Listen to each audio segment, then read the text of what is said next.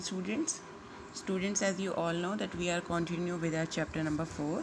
Okay, that is climate. Okay, so in my last video we have discussed about monsoon. Especially we have discussed about advancing monsoon, that how monsoon winds come in our India, and these monsoon winds create rainfall. Okay, students, so let me explain further. Okay, from this line we have to take withdrawal or the retreat of the monsoon is a more gradual process. Students, as monsoon winds come in our India, in the same manner these winds move back from our India, and when these monsoon winds are moving back, this is known as withdrawal of the monsoon or retreat of the monsoon. The withdrawal of the monsoon begins in northwestern states of India. This movement begins from the northwestern states of India, and this movement begins by early September. By mid September, monsoon winds withdraw completely from the northern half of the peninsula. Okay, the withdrawal from the southern half of the peninsula is fairly rapid. Okay, students, it means by mid October these winds withdraw from the northern half of the peninsula. Okay, by early December the monsoon has withdrawn from the rest of the country, and we can say that by early December these monsoon winds return from our India. The islands receive the very first monsoon showers progressively from south to north, from the last week of April to the first week of May. The withdrawal takes place progressively from north to south. Okay, students, it means this movement of moving back of monsoon winds takes place. It starts from north to south from the first week of December, to the first week of January. By this time, the rest of the country is already under the influence of the winter season. Okay, student. So just see this topic with the help of map also. Advancing monsoon. This monsoon we have discussed in our previous video. And now retreating monsoon. I am repeating once again, when these monsoon winds move back from our India, this is known as retreating monsoon. So students, you can see that this movement starts in the early September.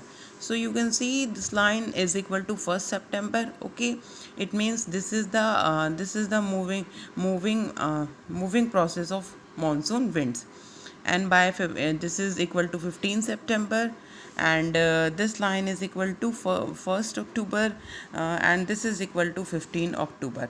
Okay, it means that by the mid of the October, monsoon winds withdraw from the internal part of our India, and this line is equal to 1st November, and this is equal to 15 November, and this is equal to 1st December. And it means that by 1st of this December, these monsoon winds completely withdraw from our India. Okay, so you have to prepare this map also in your geography notebook. Okay, now we will discuss about we have discussed this topic, advancing monsoon. Sorry, we have to take this one. We have completed this topic, withdrawal of the monsoon. Now we will discuss about the seasons. Okay, students, you know that 4 main seasons can be identified in our India. 4 main seasons. Number 1, the cold weather season, we know. Hot weather season, we know. Advancing monsoon, it means rainy season. And the retreating monsoon, we have discussed now, when these monsoon winds are moving back. Okay, these 4 seasons. So now we are going to discuss the cold weather season, winter season. The cold weather season begins from mid-November in northern India. Okay, we all know that it starts from nearby in the mid of the November and stays till February. We are discussing our winter season. Okay, we all know about winter season, and this is very important topic. Easy also. December and January are the coldest months in the northern part of India. We know about it. The temperature decreases from south to the north. temperature decreases from south to the north. As we all know that in the northern parts of our India, these areas experience very low temperature compared to southern parts. The average temperature of Chennai on the eastern coast is between 24 degrees Celsius to 25 degrees Celsius, and we can say that in the northern plains this temperature ranges between 10 degrees Celsius and 15 degrees Celsius. Okay, so just see this comparison. Days are warm, comparatively days are warm when we people would like to enjoy the sunshine, okay, and sits in the sunshine, and nights are cold. Frost is common in the north, and the higher slopes of the Himalayas experience snowfall. And students, in winter season, especially in the month of January, okay, we feel frost. Okay. In this winter season, the northeast trade winds prevail over the country. Okay. Northeast trade winds prevail over the country. They blow from land to sea. Okay, students. And most part of the country, it is a dry season. Okay, some amount of rainfall occurs on the Tamil Nadu coast. Okay, in winter season we don't have very much rainfall.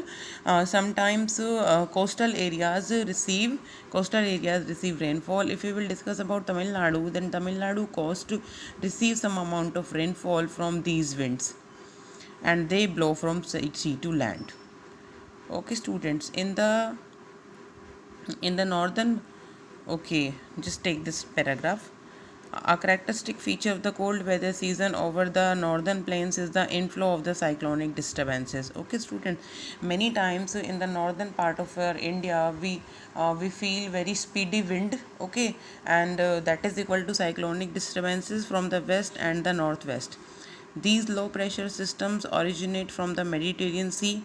Okay, and these cyclones are coming from Mediterranean Sea and Western Asia and move into India along with winter rains. Okay, students, many times in the winter season also we experience rainfall. Okay, and this rainfall is due to these cyclonic disturbances. The total amount of the winter rainfall, locally known as Mahavat, is small. Okay, they are of immense importance for the cultivation of rabi crops, and many times this winter rainfall is good for rabi crops. The peninsular region does not have a well defined cold season. There is hardly any noticeable season change in temperature pattern during winters due to the moderating influence of the sea. It means we would like to see that in coastal areas like Tamil Nadu, Maharashtra, we don't have very much variations in the temperature, because these areas have a very close influence of the sea. That's why these areas have moderate temperature. Moderate means not very hot and not very cool. Okay, students, so these were the characteristics of winter season. Now I am taking summer season. Okay, and we all know about it. Due to the apparent northward movement of the sun, the global heat belt shifts northwards. As such, from March to May, it is hot weather season. March to May.